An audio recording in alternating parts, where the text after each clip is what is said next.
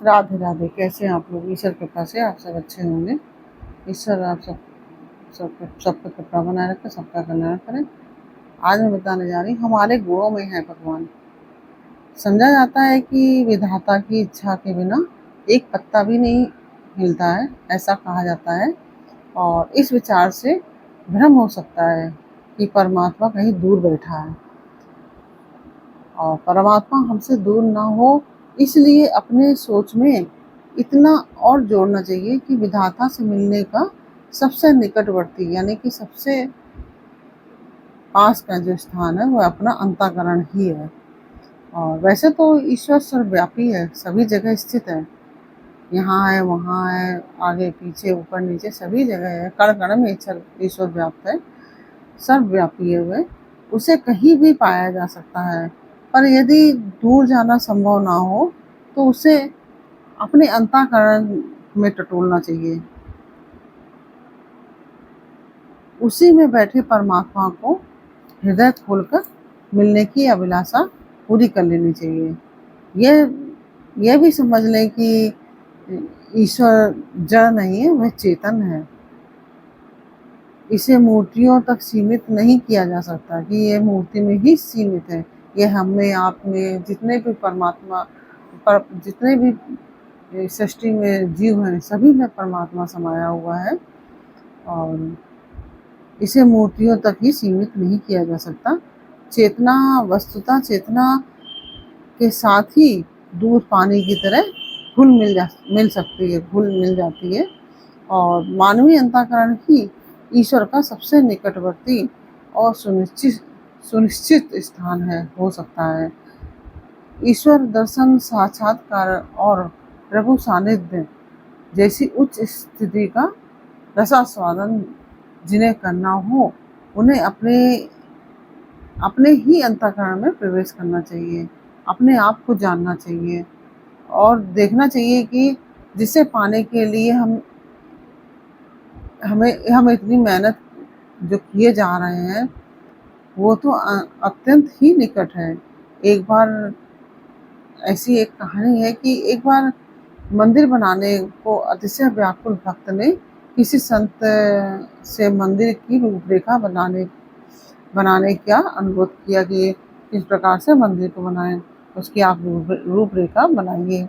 तो संत ने गंभीरता से कहा कि भवन जैसा भी चाहे वैसा बना लो, जैसा भी बना लो, पर उसमें भगवान की मूर्ति के स्थान पर एक विशालकाय दर्पण स्थापित करवाना, ताकि उसमें अपनी छवि देखकर इस वास्तविकता का बोध हो सके कि ईश्वर का वास उसकी इसी काया के भीतर है।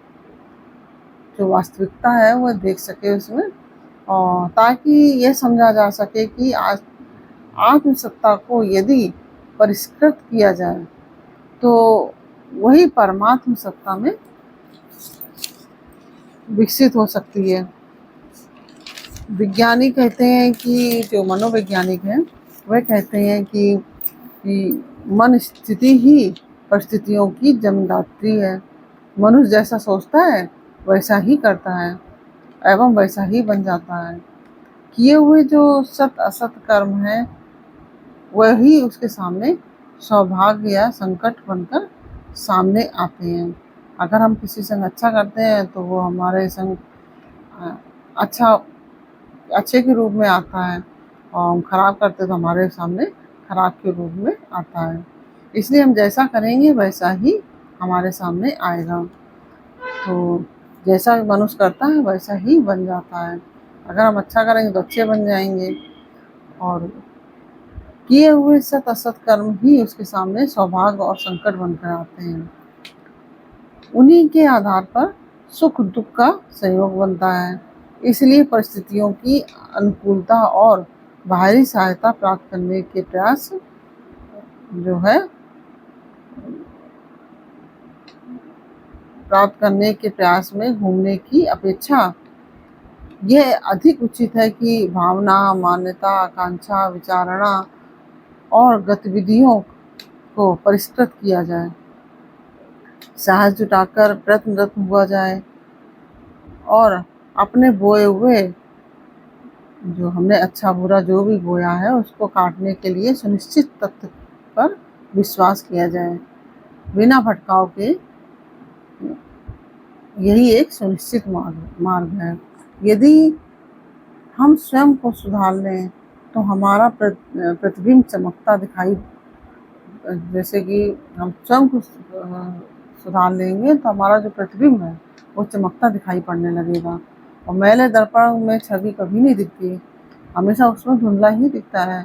जलते अंगारे पर राख की परत जम जाए, अगर जलता हुआ जैसे अंगारा है उसमें राख राख ऊपर से जम जाए तो उसकी गर्मी का आभास होता है, ना चमक का। ना ही उसकी गर्मी का आभास होता है, ना ही चमक का होता है, क्योंकि उसके ऊपर राख जमी हुई होती है। बादलों से ढक जाने पर सूर्य चंद्र तक अपना प्रकाश जो है, बादल अगर आ जाते हैं तो सूर्य और चंद्रमा आदि अपना प्रकाश धरती तक नहीं पहुंचा पाते, क्योंकि बादल उसको ढक लेते हैं।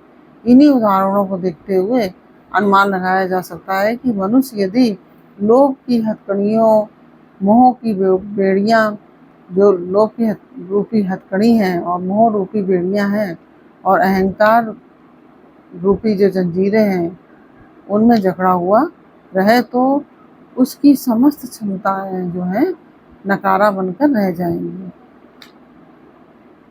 अंतरात्मा ऊंचे उठने को कहती है। इसलिए हम सबको जो लोभ की हथकड़ियों को, मोह की बेड़ियों को और अहंकार की जंजीरों से इन बंधनों को हमें तोड़ना पड़ेगा। अंतरात्मा ऊंचे उठने को कहती है और सिर पर छाया हुआ दुष्प्रवृत्तियों का आकाश नीचे गिरने के लिए दबाव बनाता है। फलतः मनुष्य शंकु की तरह अधर में लटका रह जाता है। इस विडंबना से छूटने का एक ही उपाय है कि दोष दुर्गुणों की जो चट्टानें हमारे सिर पर लदी हुई हैं, दोष रूपी और दुर्गुण रूपी चट्टानें हमारे सिर पर लदी हैं, उन्हें दूर हटाया जाए। अतः एक ही उपाय है स्वयं को परमात्मा सत्ता में विकसित करना, परमात्मा को जानना कि ईश्वर सब में समाया है। इस तरह से अगर हम परमात्मा को जान लेंगे तो हम जो सुख दुख है, जो सुख तो सभी को अच्छा लगता है, जो दुख है, अहंकार, इस सब से मुक्त हो जाएंगे। और ये जानकारी मैंने आपको दी, ये जानकारी कैसी लगी आपको, ये मुझे कमेंट बॉक्स में अवश्य बताइए। अच्छी लगी हो तो वीडियो को लाइक शेयर अवश्य कीजिए और कमेंट में राधे राधे अवश्य लिखिए। आप लोग कमेंट नहीं करते, कमेंट अवश्य कीजिए। और यदि आपने हमारे चैनल को सब्सक्राइब नहीं किया तो प्लीज़ हमारे चैनल को सब्सक्राइब कर लीजिए, बेल आइकन बटन अवश्य दबा दीजिए, जिससे कि हमारे आने वाले सारे वीडियोस आपको प्राप्त हो सकें। फिर मिलते हैं आपसे अगले वीडियो में एक नई जानकारी, एक नई कहानी के साथ। तब तक के लिए राधे राधे।